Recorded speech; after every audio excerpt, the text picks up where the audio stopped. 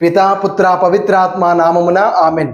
క్రీస్తునాథుని యందు ప్రియా సహోదరి సహోదరులారా, సహజంగా మనం మంచి చేసిన వారిని ప్రేమిస్తాం, తప్పు చేసిన వారిని దూరం పెడతాం, ద్వేషిస్తాం, శిక్షకు గురి చేస్తాం, తీర్పును విధిస్తాం. కానీ దేవుని వాక్యం చెబుతోంది, దేవుని ప్రేమ పాపాన్ని ద్వేషిస్తుంది, పాపిని ప్రేమిస్తుంది అని.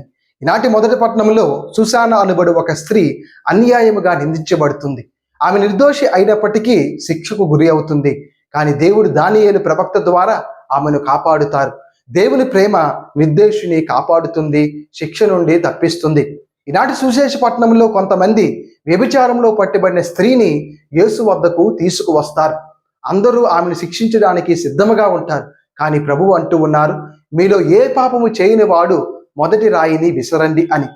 అటు పిమ్మట నేనును నిన్ను శిక్షించను, ఇక పాపము చేయకము అని పలుకుతూ ప్రభువు ఆమె నుండి పాపాన్ని తీసివేసి పవిత్రత వైపుకు నడిపిస్తూ ఉన్నారు.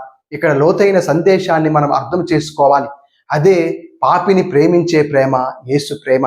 ప్రభువు ఆమె పాపాన్ని సమర్థించలేదు, అలాగనే ఆమెను తిరస్కరించలేదు.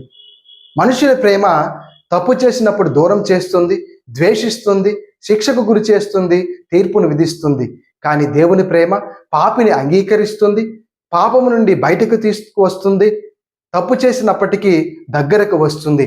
ఆయన ప్రేమ ఎంత గొప్పది అంటే, మన పాపాల ద్వారా మనం ఆయన్ని ఎంత బాధ పెట్టినా పాపాన్ని ద్వేషిస్తాడే కానీ పాపమును ఒప్పుకొని పశ్చాత్తాపపడిన మనలను కాదు.